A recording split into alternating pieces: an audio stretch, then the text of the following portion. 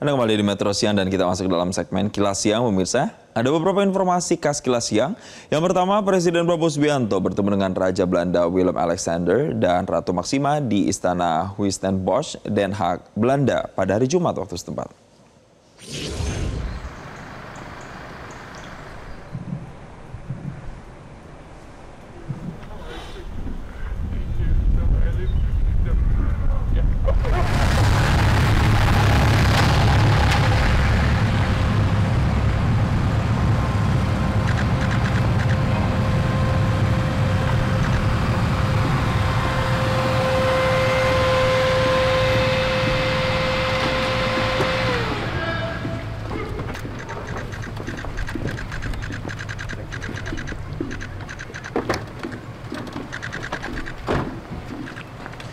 Pemirsa, Sekretaris Kabinet Teddy Indrawidjaya yang turut mendampingi kunjungan Presiden menjelaskan bahwa dalam pertemuan tersebut Presiden Prabowo dengan Raja Belanda menyepakati pengembalian 30.000 benda dan artefak Jawa bersejarah serta fosil dan dokumen milik Indonesia yang selama ini disimpan di Belanda.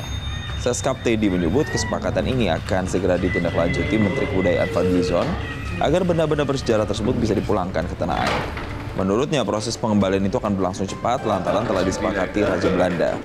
Setelah bertemu dengan Raja Willem-Alexander dan Ratu Maxima di Istana Huistenbosch, Den Haag, Presiden Prabowo bertolak meninggalkan Amsterdam pada Jumat waktu setempat.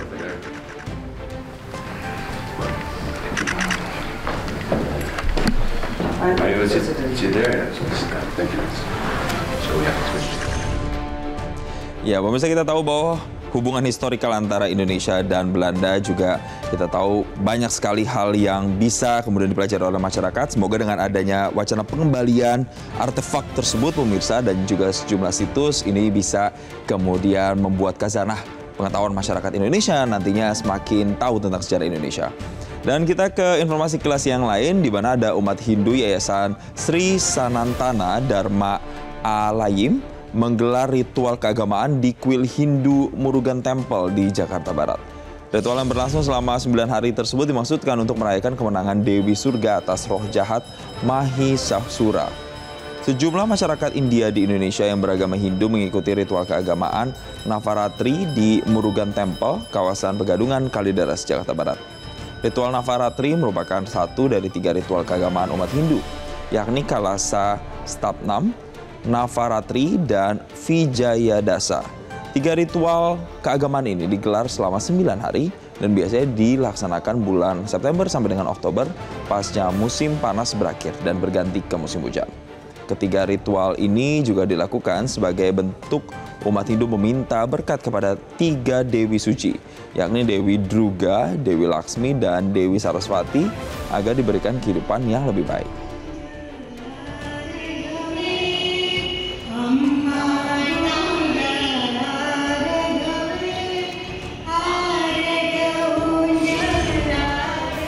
Informasi Kilas yang berikutnya, pemirsa, ada sebuah sekolah dasar di Kabupaten Brebes, Jawa Tengah, di mana 2 atap bangunan kelasnya ini ambruk terhitung sudah 5 tahun terakhir. Akibatnya proses belajar mengajar menjadi terganggu. Pemirsa, 2 ruang kelas yang ambruk yakni kelas 2 dan kelas 4 yang disebabkan angin puting beliung sejak tahun 2020 lalu.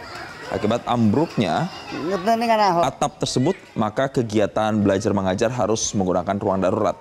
Mereka belajar secara lesehan tanpa kursi dengan memanfaatkan ruang perpustakaan dan ruang unit kesehatan sekolah. Pihak sekolah sudah beberapa kali mengajukan perbaikan sejak bencana terjadi, namun hingga saat ini belum terrealisasi. Perbaikan baru akan dilakukan pada tahun 2026 mendatang.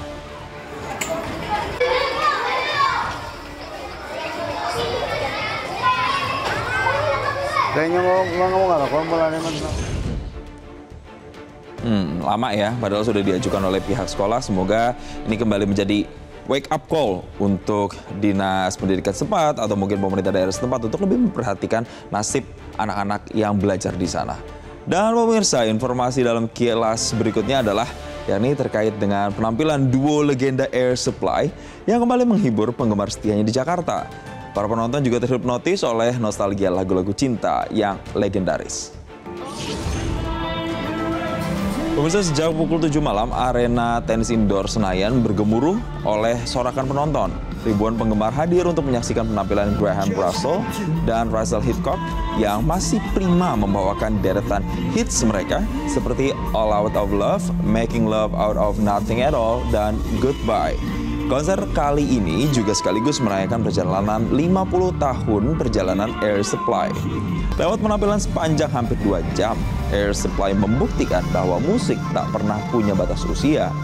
Konser ini sekaligus menjadi pengobat rindu bagi penggemar yang telah lama menantikan kehadiran mereka di Indonesia.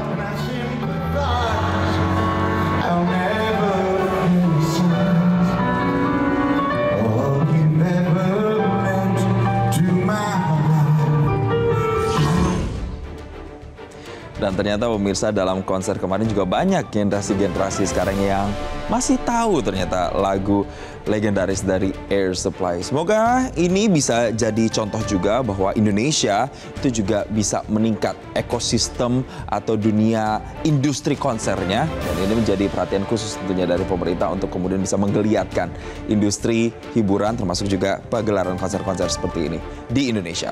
Jelajahi cara baru mendapatkan informasi. Download Metro TV Extend sekarang.